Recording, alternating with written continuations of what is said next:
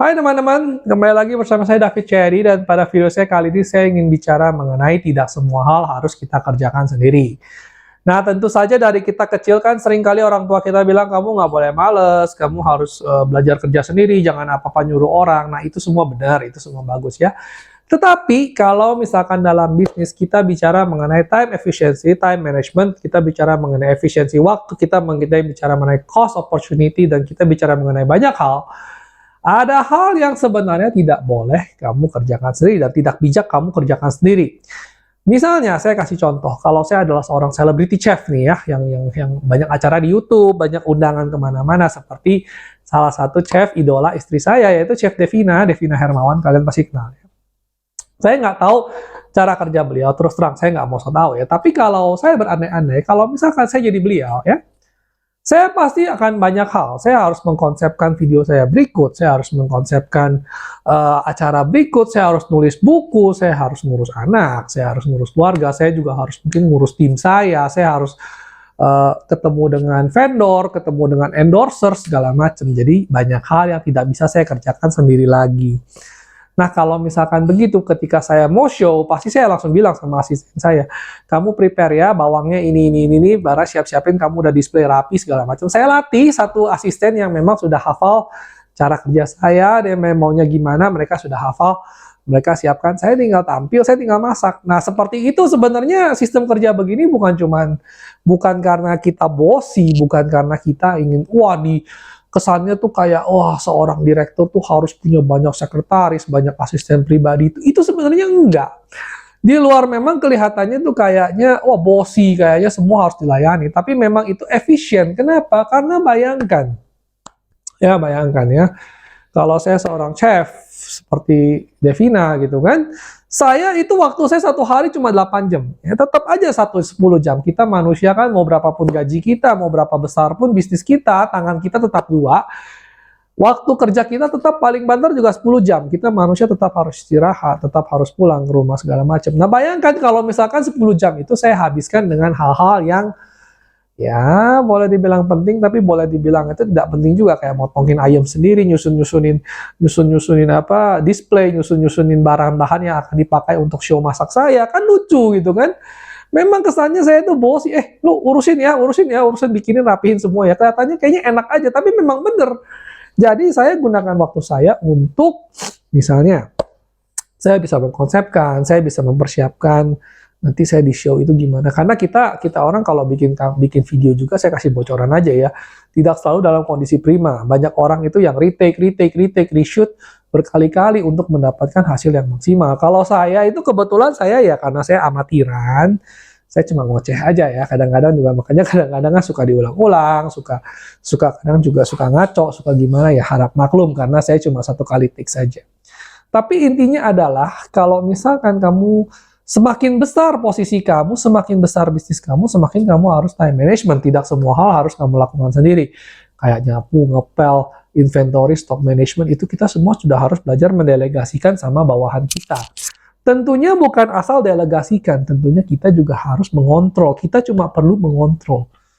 Jadi kita harus ajarkan mereka, gini loh caranya, maunya saya tuh gini.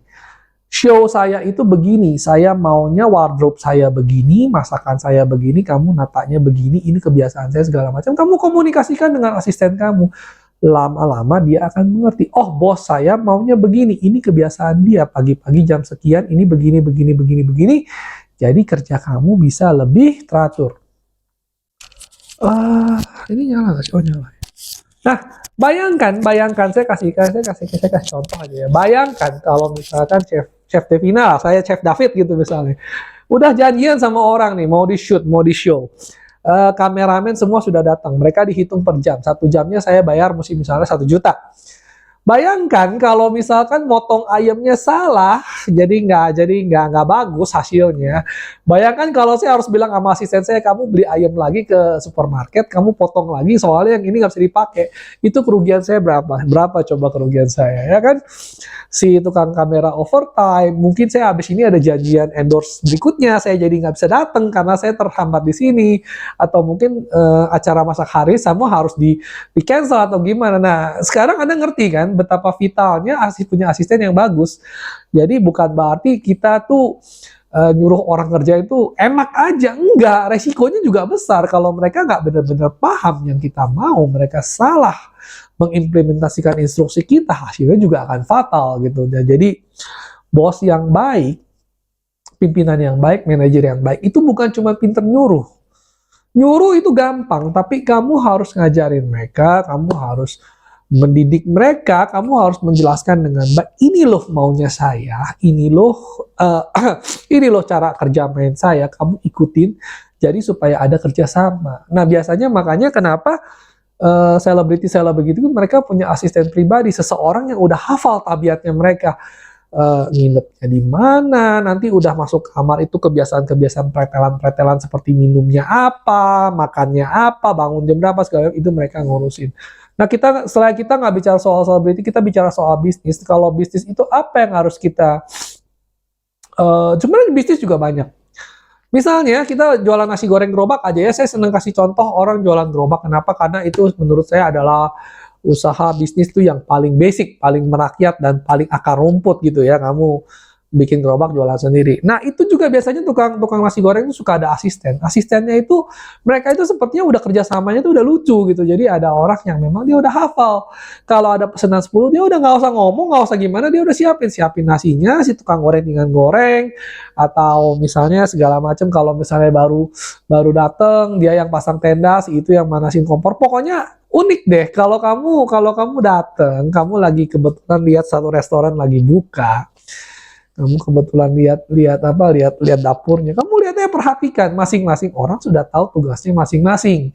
Bosnya datang, semua sudah siap, kita langsung buka, kita langsung dagang. Ya kan? Nah begitu juga di perusahaan besar. Perusahaan besar itu juga sama juga. Bos-bos itu tidak akan bikin laporan, tidak akan ngurusin, tidak akan survei. Dia paling cuma bilang sama asistennya, saya mau lihat data dari tahun sekian sampai tahun sekian, nanti kita rapat. Nah mereka itu yang cari, mereka itu do the homework, itu mereka yang kumpulin semua. Nanti bos juga lihat datanya, dari data itu dia memutuskan. Nah jadi saya ini bukan bilang saya bos atau gimana, saya cuma memberikan gambaran ya. Kalau ini kan saya gambaran, kalau seorang chef, kalau seorang tukang nasi goreng, kalau seorang direktur, itu semua mereka itu implementasi dari delegasi ini beda-beda, tapi intinya adalah sama. Mereka nggak bisa semua mau saya kerjain sendiri gitu kan. Nah, kenapa juga sekarang masalahnya banyak direktur, bos itu semua mereka rela pakai sopir. Kenapa? Saya bukan tanya, itu dosen saya dulu waktu itu si James, dosen saya itu John Riyadi, itu dia bilang, kenapa saya pakai sopir walaupun saya masih muda dan saya sebenarnya bisa nyetir tanpa masalah gitu kan.